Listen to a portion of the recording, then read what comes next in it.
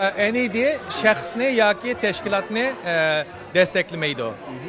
NED project yoki bir harakatni desteklaydi.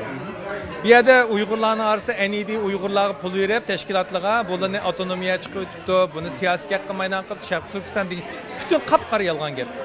Karl Grossman texe Uyg'urlarga Sharq Turkiston deyishga bayroqtarlik qilayotgan odamning biri. Amerikaning Kongres bugun ma'lumdingiz. Xinjiang degan kelimani masxara tonida Sharq Turkiston deganni iftiqorlik tonida anglatdi bugun. Shu bu yerda haqninki bu NED'ga setilib ketdi, NED qup-quruq gap. Müşün Karl Grossman seppagan ul bu. Karl Grossman hiç qachon bir Uyg'urga siz avtonomiya cho'langlar yoki mustaqillik shuari to'lamanglar yoki Uyg'urlar o'rlikka ehtiyoji yo'q bilmaylar degan gapni qilib baxmidi. Yoki bo'lmasa berib Xitoyning ichida majburiy yashang degan gap qilib baxmiga anladingiz mana. Jonliq ba'dinglar. Ham gap degan undan aniq, undan ro'shan bo'lmaydi. Siz bu adamla tanışkanda bugün kadar Uygurlarning o'rlikka, haq-huquqi va Uygurlarning o'ziga xo'ja bo'lish, o'zining mamlakatini, o'zining yurtini, o'zining xalqiga, o'ziga parag'anlik berilgan erkinlik bir huquqi va deb deydi. Bugun yana shuni namoyon qildi. Shu an bu yerda bu radio anglag'uvchilarning bilish tegishli eng muhim masalalarning biri NED hech qachon hech qanday bir tashkilotga ma'nida deb bu yerda micro management qilib, uni orqadan puppet masterlik qilgan ish bo'lmaydi. Bu erkinlikning tashabbusini qatgan tashkilot qilib, boshqa tashkilotlarning erkinligini iskanjiganmaydi. Bu mantiqidagi bir nihoyat bir tushunchsizlik Uyg'urlarning orasida keng davom qilyapti.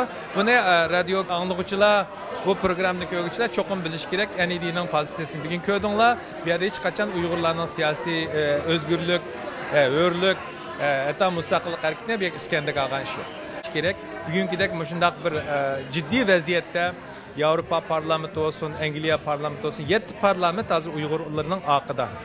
Buni salchoqlash qo'ldigan bir narsa emas. Amerika hukumati ma'muriy jihatdan yoki qonun tuzish organi bo'lgan kongress jihatdan, ammo Uyg'urlarning oqida. Buni millionlab pul xarjlab setib olgan bo'lgan bir destek emas. Dunyo Uyg'ur qurultiyiga qarshi harakat ko'rishi normal ish. Chunki Dunyo Uyg'ur qurultiyi o'sha hozirgi qirg'inchilik jamoatchilikning diqqatiga kelgandan tortib nayt izchil turda Amerikada olsun, Yevropada olsun ve başka davlatlarda olsun nadi keng ko'lamli sistemli kesbashgan xizmat deb beryapti. Bu xizmat Xitoy bo'lib bu sud mahkamasidagi ish olsun, parlamentlardagi ish olsun, tabiiy bu Xitoyning diqqatini chekadi. Endi u diqqatini chekib sen chiqib Xitoy qurultayini tilasa, uning quloq soladigan hukumat jihatida baza bo'lmagani uchun boshqa omillarni ishlatib qurultayninki ulini ajizlashtiradigan qurultayninki qisma sulhliklaştırdıgan, qurultayning rahbarlariga shaxsiy zarba beradigan ahvollar oldi. Lekin Amerika hukumati biz bir hukumat bo'lishib bilan biz qurultayni qo'llaymiz.